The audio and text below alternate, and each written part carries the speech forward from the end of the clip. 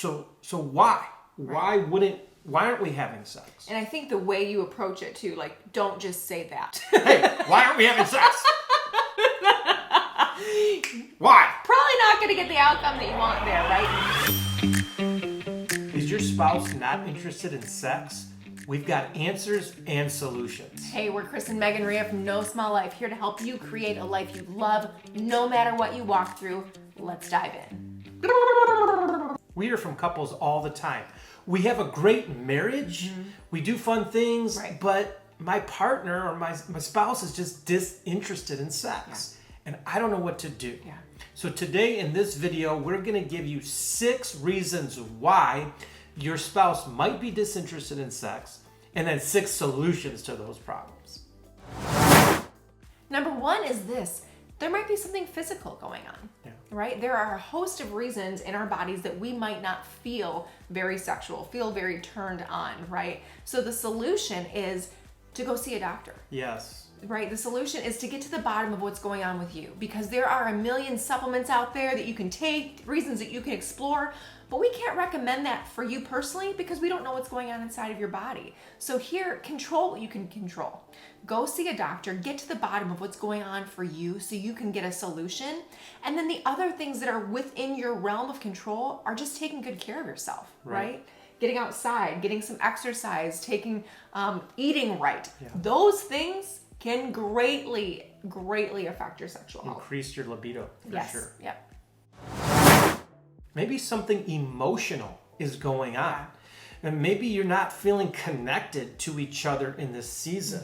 And maybe it's just because life has gotten busy, but it could be because you're harvesting some bitterness or animosity, or there's an unresolved issue in your marriage, or there's resentment that's built up. And maybe you're tired of being criticized or nitpicked, or maybe you're the one doing that to your spouse, and that's why they're disinterested in sex. For sure. If you don't feel safe emotionally with each other, right, you're not going to feel safe physically and sexually with each other. So what do we do if you find yourself? What's a solution to feeling more emotionally connected, so that you are more interested in sex? Well, we always say, like, somebody's got to go first, right? So if you want to break this cycle of disconnection emotionally, the thing you want to do is go after what fills your spouse's love tank. Yes. Right? Like, do the things that you did at first to make them feel loved. I'm a words of affirmation person. I can't even tell you, when this man leaves a little note on my mirror, what it does for me. How much I think about him during the day, how much I want him. That's a hint. Come on. I'm going to start getting the mirror. sticky notes. Note to self. Sticky notes by the coffee pot on the mirror. Okay. Right? There's this book, we can link it in the show notes below, but called Sex Begins in the Kitchen by Dr. Kevin Leman. And he talks about these emotional deposits, or these little deposits that we make into our spouse throughout the day that sets up the night, if you will, or that sets up your physical, your sexual experience, because you're making those deposits. You're causing your heart to feel connected with their heart throughout the day. And when you feel connected emotionally, it is so much easier to give yourself over physically. Maybe it's a mental health issue, like depression or anxiety.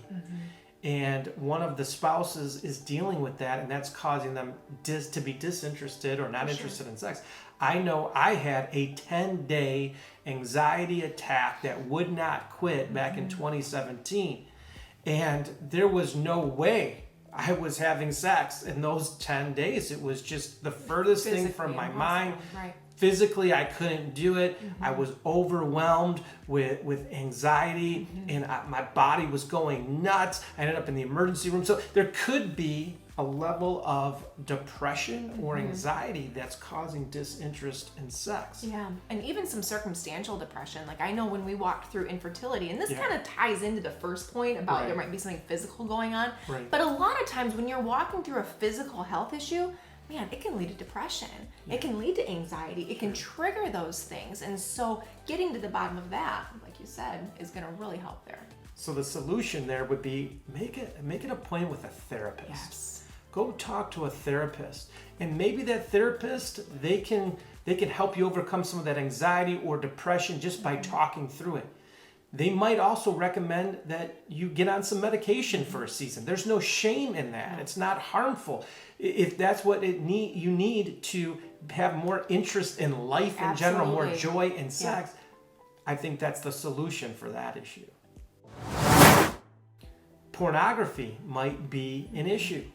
We're finding that more and more with couples. Men and women. Men and women are becoming disinterested in sex or unable to perform in the bedroom because of an addiction to pornography or they're viewing pornography on a regular basis. Let's be honest, it's become so easy to look at pornography these days that it's becoming an epidemic in our culture. Yes. And so the more you are stimulated by pornography, what it does is it makes you less effective a lot of times in the bedroom, but it also creates unrealistic expectation in the bedroom as well. Right. And it also becomes an escape. Yes, instead of emotionally connecting to my spouse and doing the work we need to do to have a healthy emotional and physical connection, I'm just going to escape to pornography, and it's much easier. Definitely. It feels like the easier solution in the moment. So if you find yourself in that situation, we've got to stop viewing the pornography. And that's easier said than done sometimes, but we would recommend to get some help. We'll link a website down below that can help you if you're struggling with a pornography addiction, but that could be a reason a partner is disinterested in sex.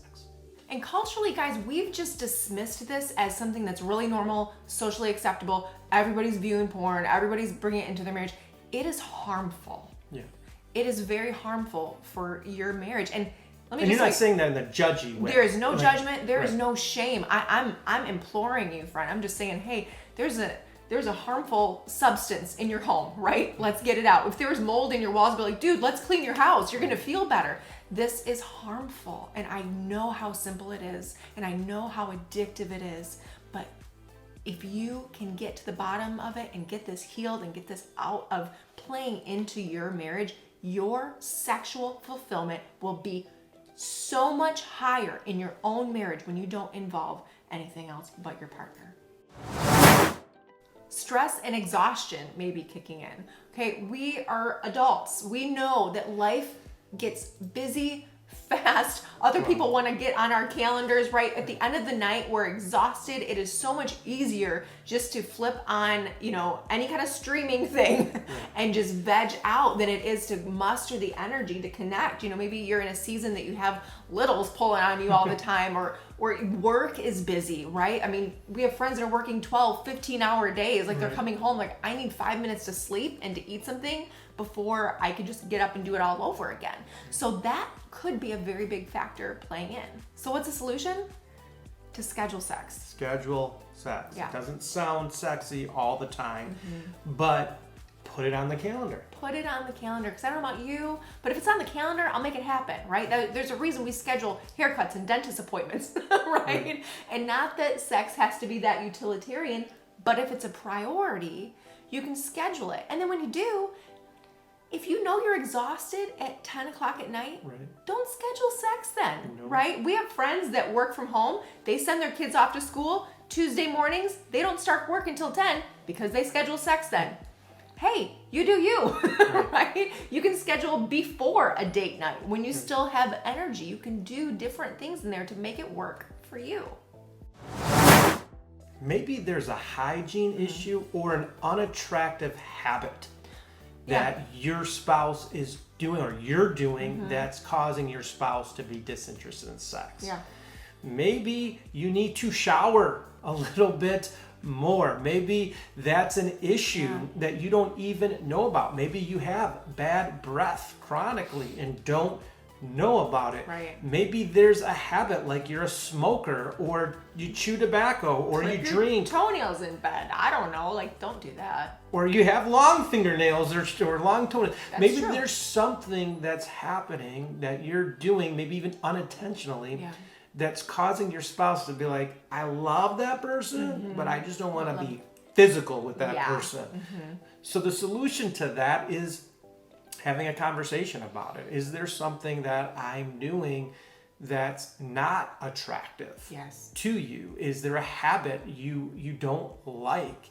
Is there something that I need to quit? Am I doing something you don't like in the bedroom? Is there something in the bedroom that's unattractive? Is there something that I'm doing that's causing pain or that you don't like? And if you're going, how in the world do I even have that conversation? Stay tuned to the end, okay? We're gonna get there. Yes.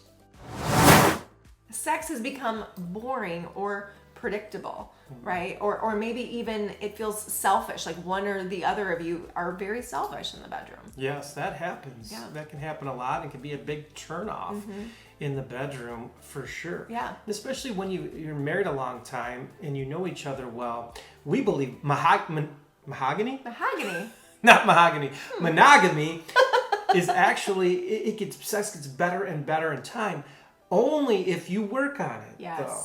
Though. That's the issue is sometimes we just get into our habits. It gets boring. It gets predictable. Right. But there's ways that we can keep it spicy and keep it less boring keep and it less romantic, right? And keep that interest and that spark alive. That's right. So the solution to that, we have a solution. We do. A little shameless plug here, but it's to educate yourself. Yes. Okay? If it's become boring or predictable, maybe you don't own your sexuality yet, especially if you grew up as a Christian or as a virgin in church and sex was like, it was like a bad word, but then all of a sudden it was like this epic thing that you're now supposed to jump into. And be amazing at with knowing nothing. Right. Yeah. So educate yourself. Yeah. And you can do this without being dirty or watching pornography. 100%. There are some really great tools out there that will help you guys connect sexually, help you have conversations about what you like and don't like. One of those tools is our Make Love Work marriage course, which has a whole module on sex. And it gives fulfillment. Sexual fulfillment. Yeah. It gives you questions to ask and discussion guides and couples projects to do in order to have better and more fulfilling sex in the bedroom. We're also going to link to a couple apps down below that will help you have better conversations and maybe help you to explore things in a healthy way as well. So those are some reasons why your spouse may be disinterested in sex. And we want to encourage you to get to the bottom of this. Just don't ignore it. Right. So Meg, what is a way to talk, how do we communicate about this such a sensitive topic? Yeah, we have a couple ways to navigate this. And the first is to pick a time that's good for both of you and schedule it, right? To talk, yeah. Yes. Pick a time that's good to schedule it and talk through it.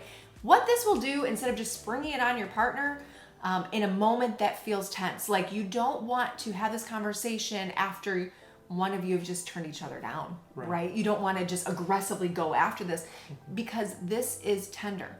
There might be one or multiple reasons that we addressed earlier of why this is going on. So you can both know, okay, I'm going to come into this prepared. I'm going to really kind of check my heart. I want to be honest. I can think through how I want to say things to make this the best possible outcome of a conversation that we could have. And then we want you to stick to that topic. Yeah, okay? Stay there. Stay there.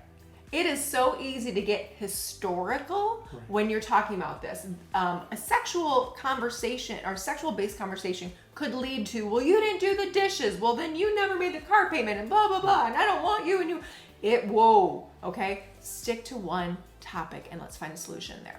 Then take turns sharing your thoughts and your feelings with each other on this topic, and do your best to listen well. Oh, goodness. Sometimes when we're talking and the other person's talking, we're mounting our defense. Just listen well. Yeah. Maybe there's some things that have happened in the past that are causing your spouse to be disinterested in sex that we haven't mentioned. Maybe there's been abuse. Yeah.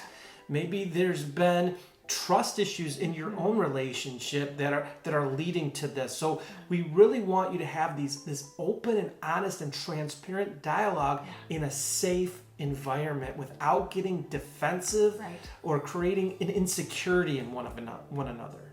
Next is to lead with a lot of patience, a lot of grace, a lot of empathy. How would you want to be talked to in this conversation? And just keep that in mind.